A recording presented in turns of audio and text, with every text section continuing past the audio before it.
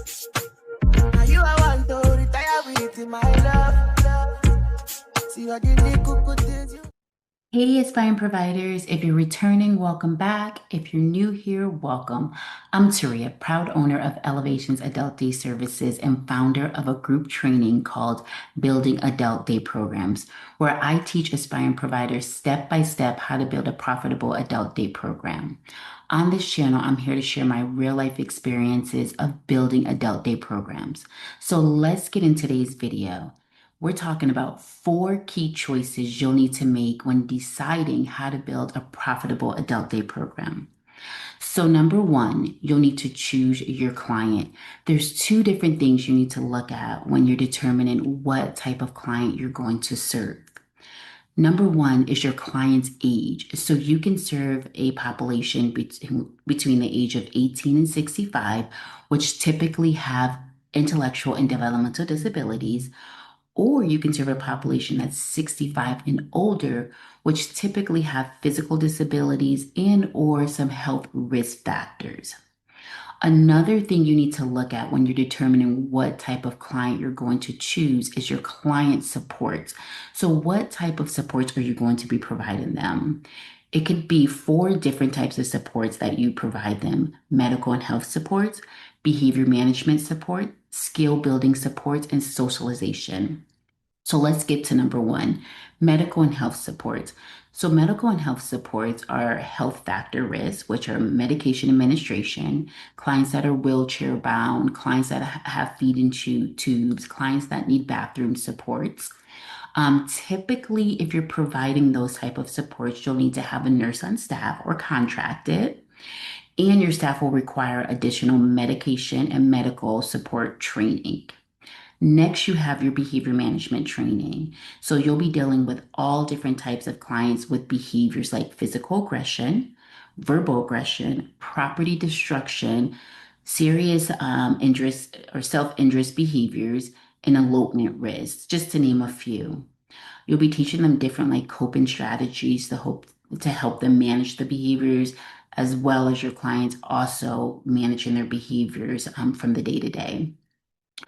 You'll need to have a behavior analyst on staff or contracted, and your staff are required to have additional behavior management training.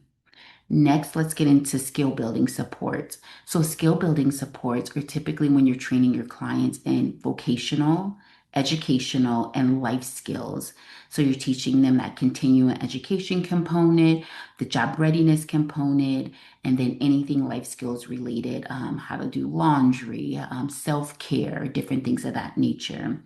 With this type of support, you're required to have a teaching strategist on staff or contracted, and your staff will need additional training on how to teach others with intellectual or developmental disabilities. And then lastly, socialization. So socialization is typically when your clients go to your program just to socialize with others and learn healthy communication skills. You'll be having services like group games, bingos, puzzles, painting, movies, things of that nature. With this type of service, you'll have no additional license or certification staff needed and no additional trainings that are required. You'll just have to ensure your staff have your state regulated minimum trainings. Okay, number 2, you'll have to choose your services. So, what type of services will you be providing the clients once you determine what type of clients you're going to be supporting? So, the different type of services you have are day hab services. Day hab services typically fall under that socialization category. Next, you'll have pre-vocational services. Pre-vocational services will fall under that skill building category, whereas job readiness, you're teaching them how to build resumes, interviewing skills, how to search for jobs, how to apply for jobs. Next, you'll have supportive employment. So the supportive employment is either they can have a paid assignment within your facility. A paid assignment will look anything like office work, janitorial work, just to name a few. Or you can go out into the community with them. So, say your client has community employment, you'll have a staff go with them and assist them with their community employment to help them with any of the tasks that they need to have completed there. And essentially, they're training them on the job. So, the job will provide an initial on the job training, and your services would be that additional on the job training supports that's required for your clients. And lastly, career planning. So, if you determine to provide the career planning service, you'll essentially be helping your client to plan their career, obtaining any prerequisites, whether that be a certification or a degree, in order to obtain a job in whatever career choice or career path they decide. Okay, number three, choosing your service location. So you have two different options when you're looking at choosing your service location. You can either go facility based or community based. So facility based is just like it sounds. You'll essentially be providing your services within the facility. Community based is you'll be providing your services within the community. So facility based will fall more so in line with that day hab and socialization where they're doing that in the community. But any of the above you can provide in either location, facility base, or community base. It's just either like you go to a library and provide the career planning services, you go to your client's community employment to provide the services. So it can either be either location, facility based. You can do the pre-vocational also in the facility where you're doing the job readiness part of it, the resume building within your facility. So, yeah, those are two different service locations that you can provide. Lastly, choose your business structure. So you have two different options when you're looking at choosing a business structure for adult day programs. It can either be agency, you can be an agency provider or an individual provider.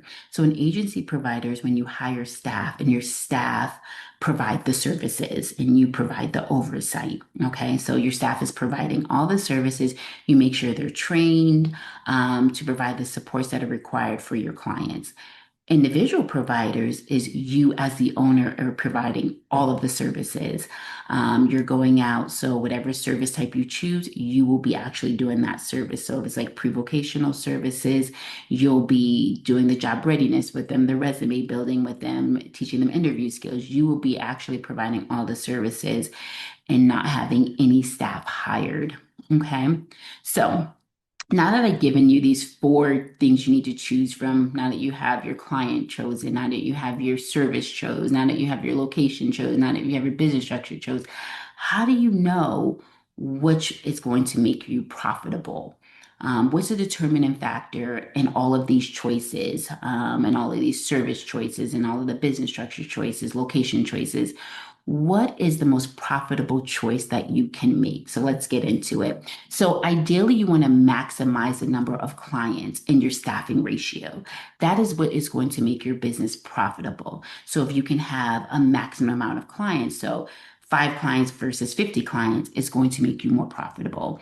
If you can have 5 clients with one staff as opposed to one client with one staff, is going to be some of the determining factors and what's going to make your business profitable. So when you're looking at choosing that client type, you want to choose all types of clients to maximize your staffing ratio. Um, Typically, I said you can choose from either 18 to 65, 65 and older, working with intellectual disabilities, working with elderly disabilities. If your states allow for you to combine the two populations together, some states do not, but if your states allow for you to work with younger adults with intellectual disabilities and also work with elderly adults with medical, risk factors, I would choose to provide services to both. Next, let's go into a service type. So you have your rehabilitation services, your pre-vocational services, your supportive employment, your career employment. Now, there are preferences as far as maximizing your client type and your staffing ratio. So when you're looking at the supportive employment and the career planning, Typically, those services are one-on-one services where you're providing services to just one client at a time. So that doesn't essentially maximize your clients and maximize your staffing ratios. So my recommendation would be going with the day hab and the pre-vocational services because you can maximize, like I said, those staffing ratios and maximize the clients. Typically, if you're providing the socialization services, you can provide services to 50 clients all at one time. You could have one staff to five clients when you're providing those socialization, like having everybody play bingo or color. When you talk about pre-vocational services, teaching that job readiness, um, teaching the life skills and the educational skills, you can maximize your clientele in that area and maximize your staffing ratio as well. So when you're looking at choosing your service type, I would definitely be looking at day hab and pre-vocational versus supportive employment and career planning. Location, when you're looking at facility based versus community based, I would say go towards the facility base because within your facility, again, maximize services. You can provide multiple services within your facility. You can provide those services to multiple clients, multiple staffing ratios. Whereas when you're in a community, you can't have a staff with 10 clients out in the community because it's not in a structured environment. So you have to make sure you err on the side of caution and provide safety mechanisms in place. So if you're looking at location choice, facility based will maximize your reimbursement dollars. Okay, choosing your business structure. So being an agency provider or an individual provider, I would definitely go with being an agency provider, hiring staff. You yourself can only provide the services to so many people. If you have, a realm of staff with you, five or six staff that are working under your agency, you can maximize those services. You can maximize those clients. You can maximize those staffing ratios. So definitely agency provider is best choice. Okay. So let me do a quick recap just so I can make sure you guys clearly can identify what will make your agency when building your adult day program profitable. Number one, all client types. Go with all client types, serve all client types. Looking at service types, day hab and pre-vocational will give you the maximum on your reimbursement. Facility versus community based. Facility based, you can provide more services to more clients at multiple staffing ratios will maximize your reimbursement dollars. And being your business type, being an agency provider, is the best way to go. Hiring staff, having a team that can provide this service will give you maximum staffing ratios, maximum clients, and maximum service type. So if this video was helpful, like it and drop a comment below. Let me know what you liked about it, what you learned, so I can make more videos like this. If you want to be the first to know when I drop a video every Sunday, subscribe to my channel. And if you're interested in building a profitable adult day program, click that link below to see if you're a good fit for my 20-week group training program. I will see you all next Sunday. Bye.